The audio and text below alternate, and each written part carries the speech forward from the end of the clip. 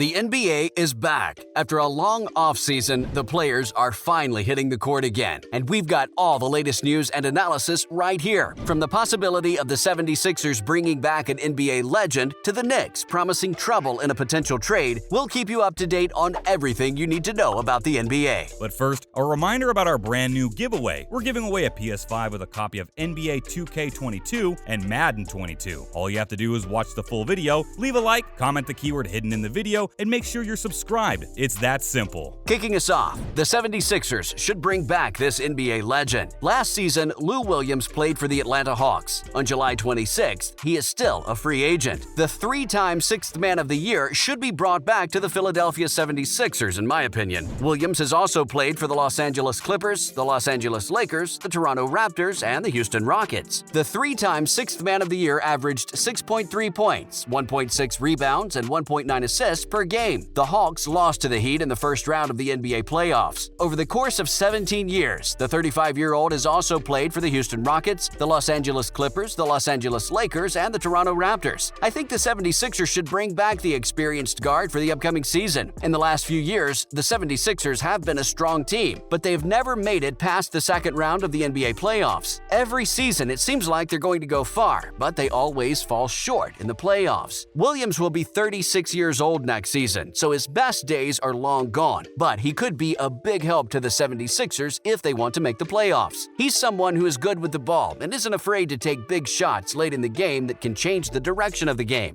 As a teenager, he was picked up by the NBA in 2005, and for the first 7 years of his career, he played for the Philadelphia 76ers. It could be a good way for Williams and his fans to end his career. Not only that, but he could help the All-Stars Joel Embiid and James Harden a lot off the bench. Next, Knicks' promising wing makes trading for Donovan Mitchell tricky. In general, NBA teams don't like to trade homegrown young players. This is especially true if the rest of the league didn't see the talent's worth. When executives find gems late in the first round, anywhere in the second round, or on the trash heap, they get attached. The success of these players is a good sign for the scouting and development programs of their teams. They usually work hard and are liked by their teammates. They're the kind of guys who bring good vibes to practice and become fan favorites. But almost every team is obsessed with drafting and developing well, partly because this lets you trade for stars. When a player like Donovan Mitchell is up for a trade, he usually won't be traded for another multi-time All-Star at a similar point in his career. He'll be traded for draft picks and younger, cheaper players who might become All-Stars in the future. Enter Quentin Grimes, who is 22 years old. He's a 6'4" wing with a 6'8" wingspan, and the New York Knicks picked him at number 25 in the 2021 draft. As a rookie, he shot 40, 38, 68 and averaged 6 points, 2 rebounds, and 1 assist in 17 minutes. These numbers don't show that he'll become a big star, nor do they show that he shouldn't be discussed in trade talks. Still, the Utah Jazz says that the Knicks have taken a firm stance when negotiating with them. They won't trade for Grimes. If New York is willing to give Utah all the picks it wants, it might be able to keep Grimes and get Mitchell. The Athletic's John Krasinski and Jones say that Jazz president Danny Ainge pushed hard to get Jaden McDaniels from the Minnesota Timberwolves in exchange for Rudy Gobert earlier this offseason. When the Wolves refused to give up on McDaniels, Utah instead asked for more picks. The Knicks aren't exactly weighing what Grimes could be against what Mitchell already is. Instead, they weigh what he could be against what it would cost to keep him out of the deal. Moving on, Los Angeles Lakers' LeBron James hold productive contract extension talks. Rich Paul, CEO of Clutch Sports Group, told ESPN that LeBron James and the Lakers had a productive talk about their future on Thursday, but sources say that no new deal has been made yet. James and Paul met with Rob Pelinka, the Lakers' vice president of basketball operations and general manager, and with Darvin Ham, the team's new head coach, on Thursday in the war room at the Lakers' practice facility in El Segundo, California. It was the first day James could sign a new deal with the Lakers for 2 years and $97.1 million. Paul told ESPN that he thinks both sides will keep talking as time goes on. James is in the last year of his deal, which is worth $44.5 million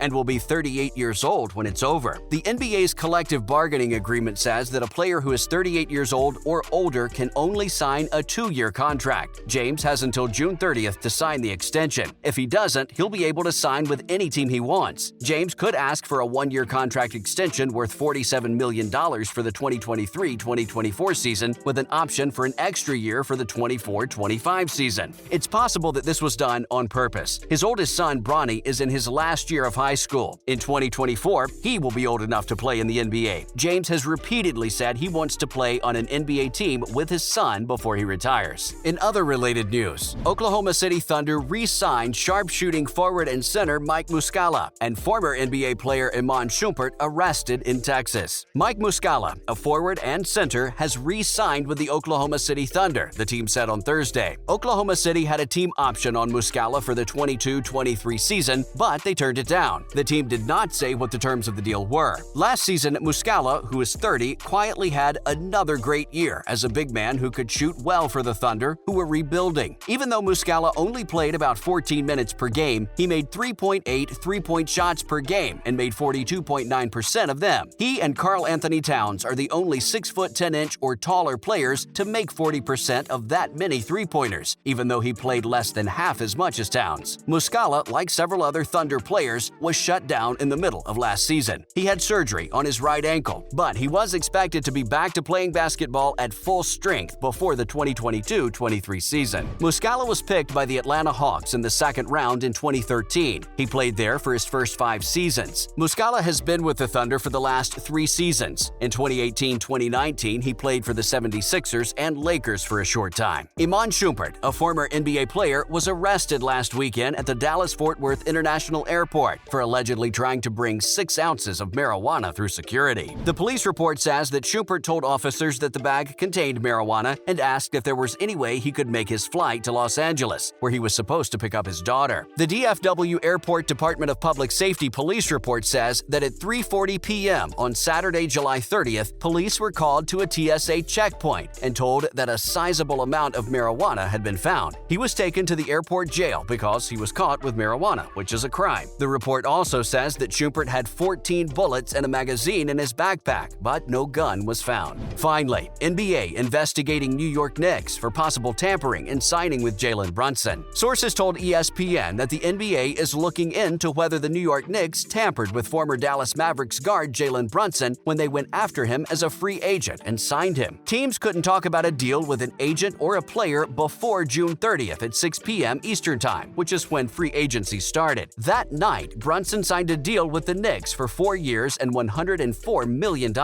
In 2019, the NBA made its anti-tampering rules stricter. For example, the maximum fine for a team went up to $10 million, and team executives could be suspended, lose draft picks, or even have their contracts thrown out. People think that there's almost no chance that the contracts will be thrown out. Sources told ESPN's Adrian Wojnarowski on Friday that the league has opened an investigation into the Philadelphia 76ers for possible tampering and early contact with James Harden, PJ Tucker, and Daniel House Jr., who are all free agents this summer. Sources say that Daryl Morey, the president of basketball operations for the Sixers, has already started answering questions for league lawyers. Last year, the NBA took away a second-round pick from both the Chicago Bulls and the Miami Heat for making early contact with 2021 free agents Lonzo Ball and Kyle Lowry. For tampering with Sacramento Kings restricted free agent Bogdan Bogdanović before the 2020 season, the Milwaukee Bucks lost a second-round pick in 2022 as punishment. That's all we could cover in our very limited time today. However, make sure to subscribe for more NBA news in the future.